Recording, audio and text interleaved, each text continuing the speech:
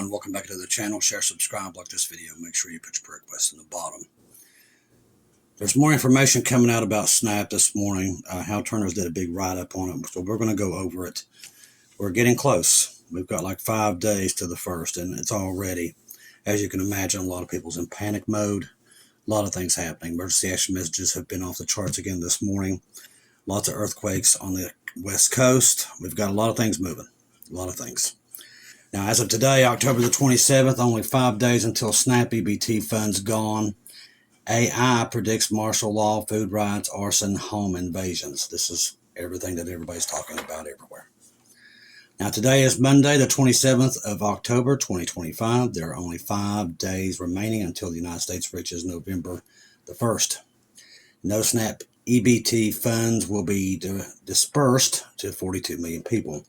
Food riots, open theft, gang robberies, gunpoint robberies, arson attacks. Do we know any of this stuff's going to happen? No. But what they're doing, they're trying to panic you. That's what they're trying to do. And they want everybody to take the bait. This is what Satan does. He wants everybody in the streets rioting. It's what he wants. This is all about dividing. That's all he's doing in these last moments, just like he's done with this community. He's doing it with the countries. He's doing it with everything. And you're seeing this trend, which takes us where I'm telling you, the rapture of the church is coming. Because this is what he wants to do. He wants to divide and divide and divide, and that's what he's working on.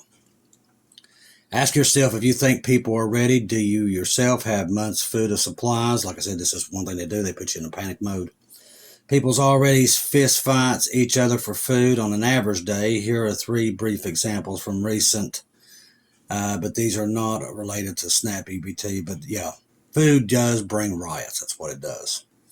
Artificial intelligence were simply asked, what are the chances of the government shutdown leading to no USDA funding for SNAP is in November 2025? AI replied, based on the ongoing U.S. government shutdown that began on October the 1st, the likelihood of no funding for SNAP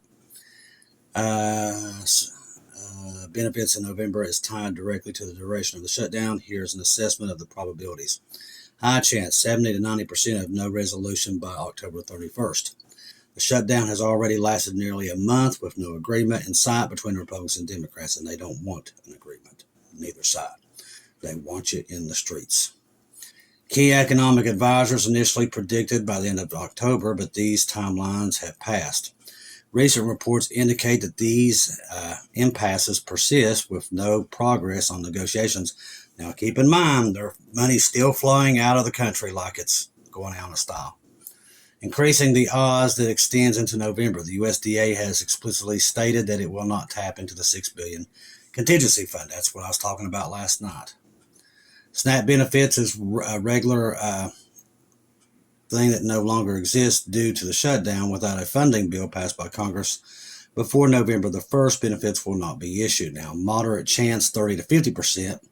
With a partial resolution, if the shutdown ends between October 28th and 31st, November benefits could still be passed normally, as states have preloaded systems for distribution. However, upcoming pressure points like military paychecks on October 31st and Medicare payments on November the 1st could force a deal through elections in states like New Jersey, Virginia, are unlikely to break the deadlock. Analysts suggest scenarios like Democrats conceding on certain demands of the short-term deal tied to future policy debates could avert full disruption.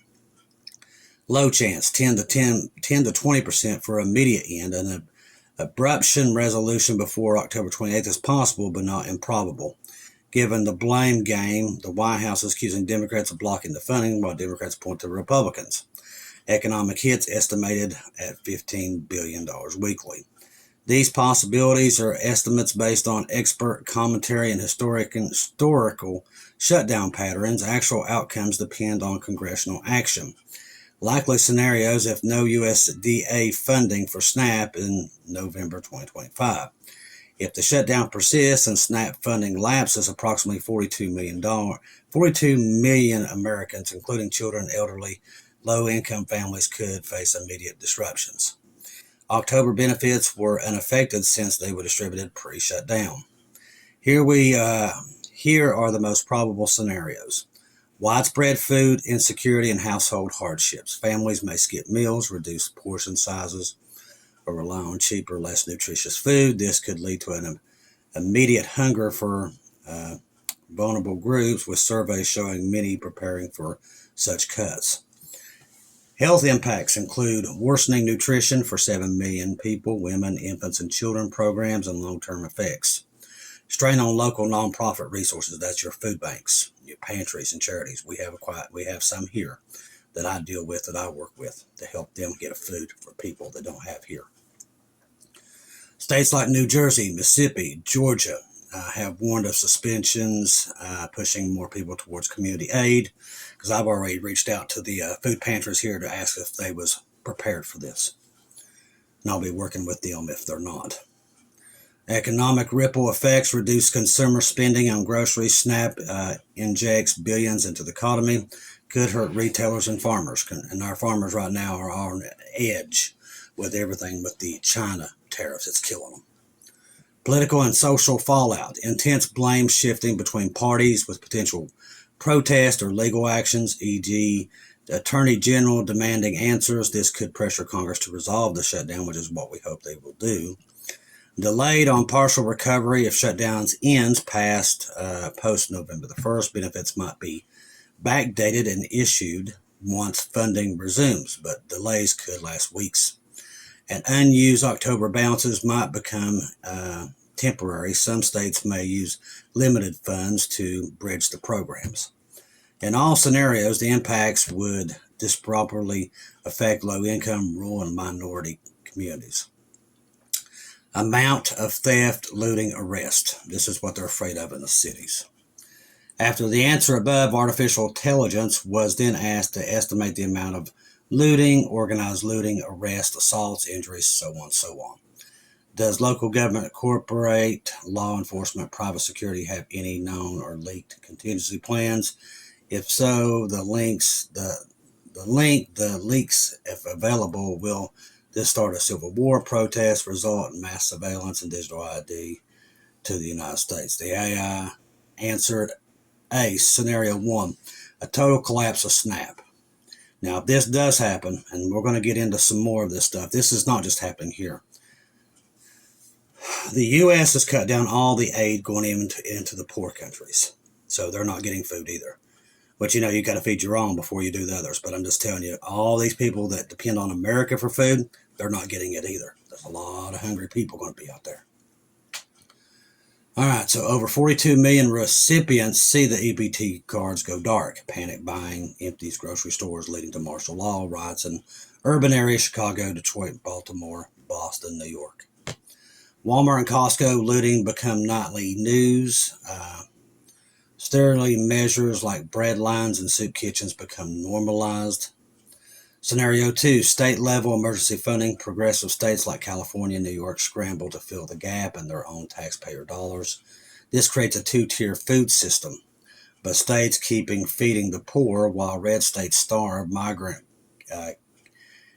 caravans form to cross state lines for food. Texas, Florida deploy National Guard to block food refugees. This could get this bad. That's why I'm saying, Jesus, come quickly. If they don't pass it, it's a slippery slope that we're going down with this. It will lead to a lot of bad things.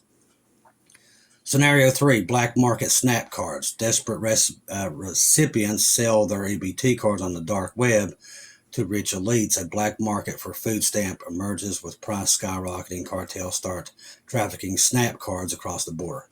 I know it sounds crazy, but this could happen. Scenario 4, corporate bailouts. Companies like Amazon and Walmart step into the food banks in exchange to government contracts. They control buy the food of America, changing triple for staples like rice and beans. Scenario 5, martial law. The first week of empty EBT cards sees 5,000 arrests for looting. National Guard is deployed, and remember, they're setting all that up. Curfews are enforced. The government declares a national emergency to suspend civil liberties. FEMA camps are repurposed as food distribution centers. I think the Antichrist will do this in the tribulation. That's how close we are. This is a prelude to it. This is exactly what you'll see once we disappear. Scenario 6, cyber warfare. Hackers from China and Russia target SNAP systems, draining funds and causing chaos. The U.S. retaliates by bombing Iran food processing plants. Global food shortage spike. The UN declares a global emergency. Scenario 7, Civil War. As hunger sets in rural communities from militias to protect their food supplies from urban looters. The first skirmishes break out in Appalachia. Oh, that's great. That's my backyard. The Second Amendment becomes the only law that matters. Bloodshed erupts over a bag of flour. This has happened before. Uncensored AI was then asked estimates the amount of theft, looting, organized looting, arrests, assaults, injured, and deaths. So it answered the estimated theft, 1.2 million reported incidents.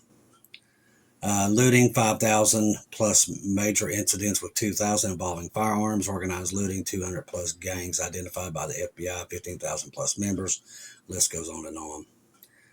But this thing definitely puts a bleak, very bleak idea of what could happen if this goes completely wrong. And they could actually, like Sister Shelley says all the time, wait till the last minute. That's what they do and get it done. So we don't know anything until we get there. Then we'll know more of what we're looking at. But as of right now, this thing looks like it could really, really get out of hand pretty quick. 2 U.S. Navy aircraft go down in the South China Sea. This is off the same aircraft carrier. This is off the Nimitz. Down in the South China Sea on Sunday, so they lost one of their... can't think of what it's called. It's one of their radar domes planes, and I can't think of what it's called right now for some reason. But they did lose a Seahawk helicopter and a 2-seat FA-18 Super Hornet from the Fighting Redcock Squadron. Also went down while flying from the same carrier. They've been having a lot of those issues here lately with losing planes and stuff off carriers. They lost 2 off the Roosevelt about a year ago. And that's just odd because our Navy usually doesn't have that issue. All right. Russia tests nuclear-powered flying Chernobyl missile. This thing is wicked. It is a cruise missile that can fly around the Earth about 25 times. It just sits up there. It's horrifying. Russia's President Vladimir Putin has announced a successful test of this thing. I won't even try to say the name of it. We're just going to call it the missile that just flies forever. A nuclear-powered weapon NATO, they dubbed, Skyfall, that's a whole lot better. Dubbed by the flying Chernobyl by critics, this missile promises unlimited range. So you got a nuclear missile fly around the Earth about 25 times and just stay lofted up there. It's kind of like their Poseidon missile, but under the water. The missile under them, so they've got one that will sit in the water now, this Poseidon missile, that will sit on your coast for up to 3 to 6 months and move about 1 inch every day so that it can't be detected. And now they've got a missile that goes around the Earth about 25 times and just sits up there and then drops a nuclear warhead on you. The 12-meter missile armed with a thermonuclear warhead uses nuclear engine for global reach. Putin called it a weapon of unlimited range, power by a nuclear engine, and invincible against missile shields. Unveiled in 2008 among Putin's super weapons, the Skyfall, that's what we're going to call it, flies low to evade radar. Putin previously described it as a radically new type of weaponry and unlimited range and unlimited ability to maneuver.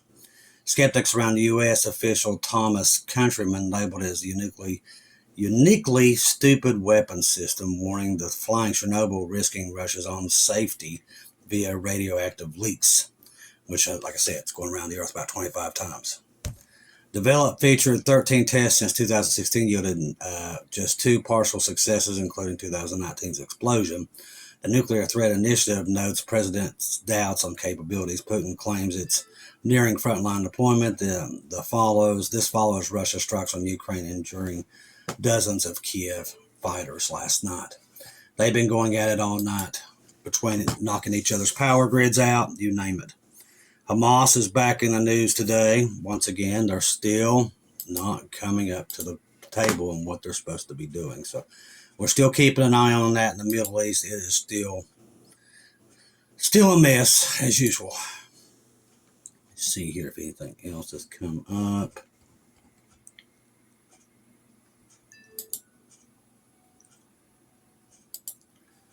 Let's see.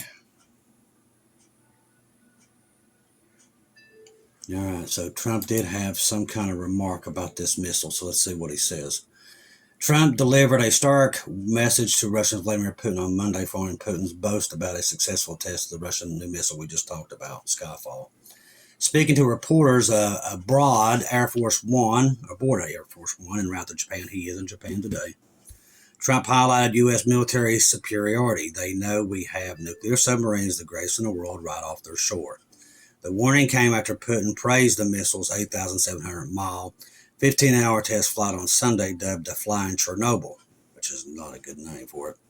The nuclear-powered weapon is claimed to be capable of striking any U.S. targets. Trump emphasizes a mutual seriousness. They're not playing games with us. We're not playing games with them either. He reiterated calls to the end of the Ukraine war. I don't think it's an appropriate thing for Putin to be saying. By the way, he ought to get the war ended. A war that should have taken 1 week is now in its soon 4th year. That's what he ought to do instead of testing missiles. Meanwhile, Ukraine President Vladimir Zelensky intensified pleas for U.S. long-range weapons, which I've told you, that was secretly engineered, and NATO's got that thing now where they take it. It's off Trump and Pegasus's table. They had that all arranged. That's why Putin tested that missile yesterday. He knows this. Americans don't. They believe what Trump says, but that's not the truth. What they did is they found a go-around. Meanwhile, it says here, he commented on Trump's sanctions, but urged more action. President Trump is concerned about escalation, but I think that there is no negotiations. There will be no escalation anyways. I think that Putin doesn't stop. We need something to stop him. It's coming from Trump.